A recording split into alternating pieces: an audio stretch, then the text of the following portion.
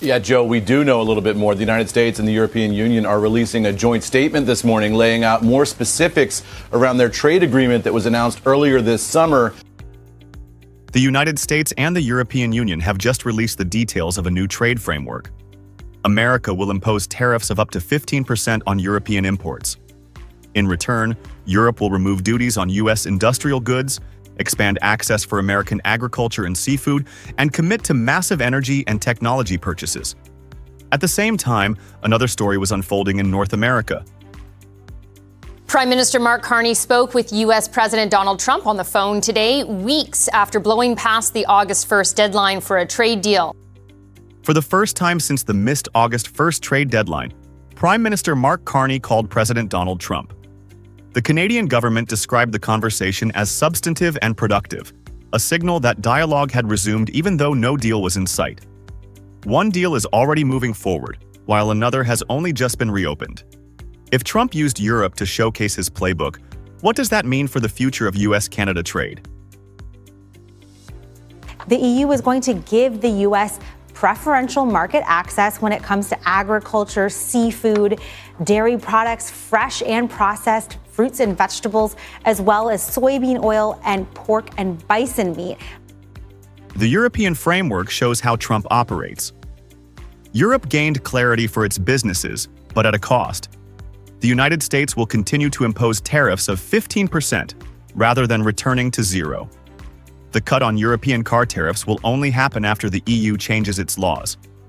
Trump also extracted strategic commitments. Europe pledged around $750 billion for U.S. liquefied natural gas, oil, and nuclear products through 2028, plus $40 billion for American artificial intelligence chips. Pharmaceuticals will face a ceiling of 15%, far below the 250% once threatened. This is the Trump method.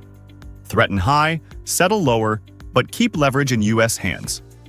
It is also part of a larger move to bypass the World Trade Organization by building bilateral bargains. For Europe, the need to secure U.S. market access left few options.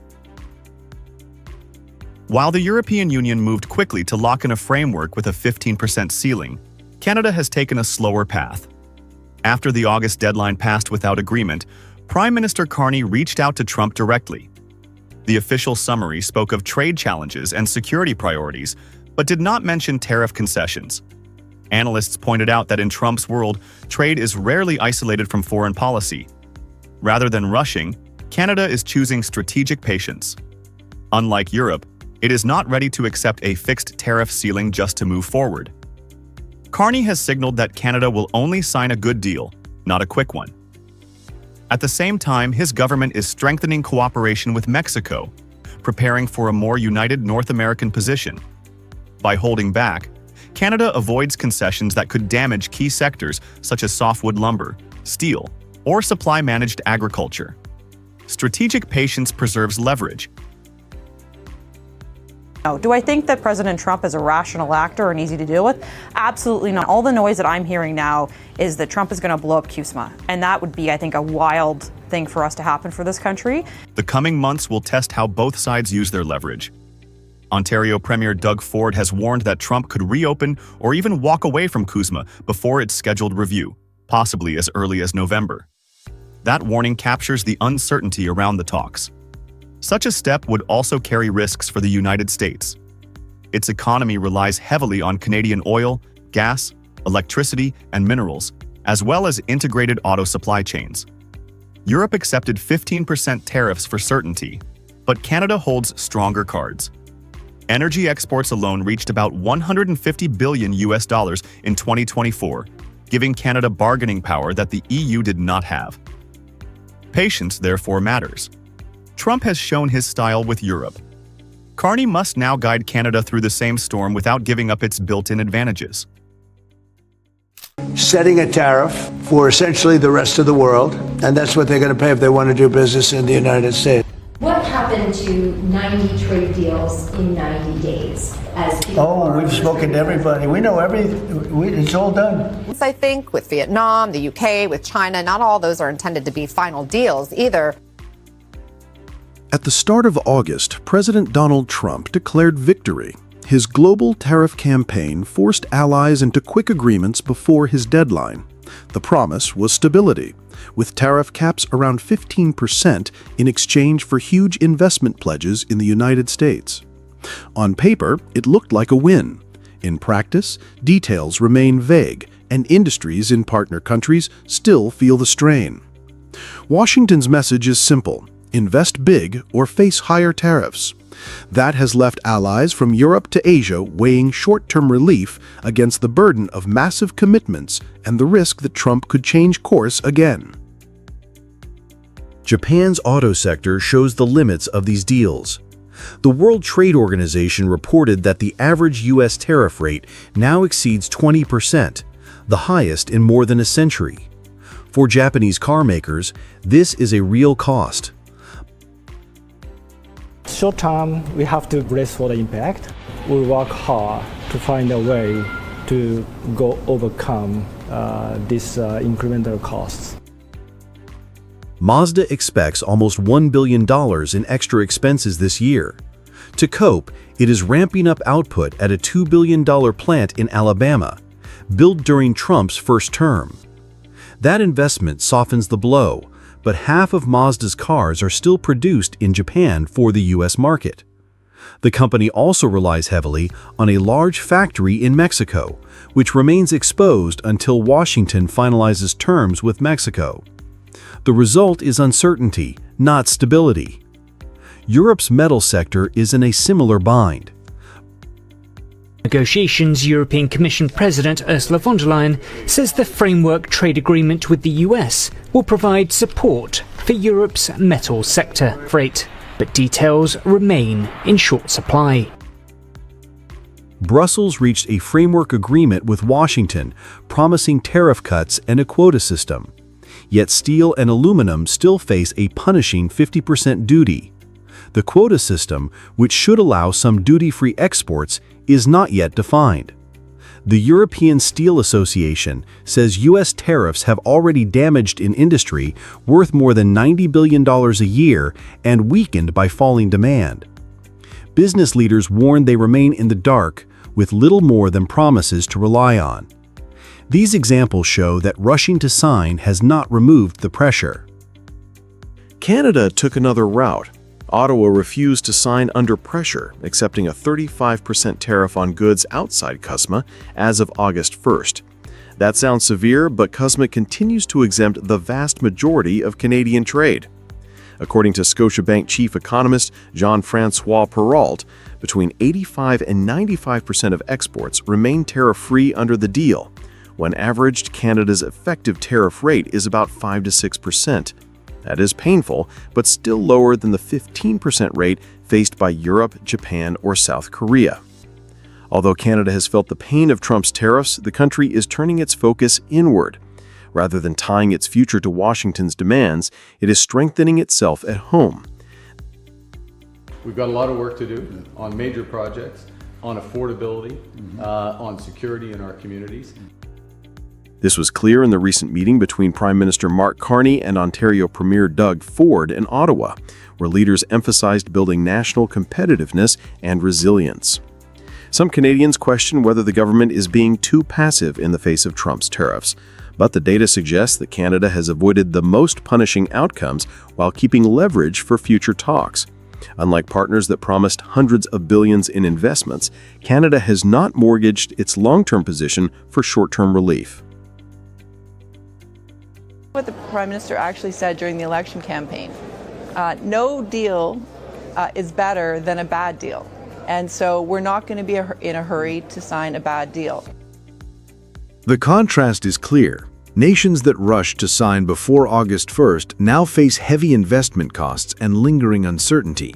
Japan's car makers and Europe's steel industry show that the pain did not disappear after the agreements. Canada, by holding firm, absorbed targeted damage in specific industries, but kept the broader economy intact and its negotiating position alive. This is not surrender. It is a strategy of endurance. With energy exports, critical minerals, and an integrated supply chain, Canada remains a partner the United States cannot easily replace. Trump may continue to escalate, but Prime Minister Mark Carney's approach shows that strategic patience is the strongest counterweight to Washington's unpredictable demands. About 55% of Indian exports to the U.S. are expected to take a hit from tariffs imposed by the Trump administration. As expected, the White House has announced an increase on duties to Canadian softwood lumber. But a lot of companies have signaled that price hikes aren't. How might this all look in a real person's life? From the diamond on a finger to the wooden frame of a home, American consumers are paying the price for President Donald Trump's tariff politics.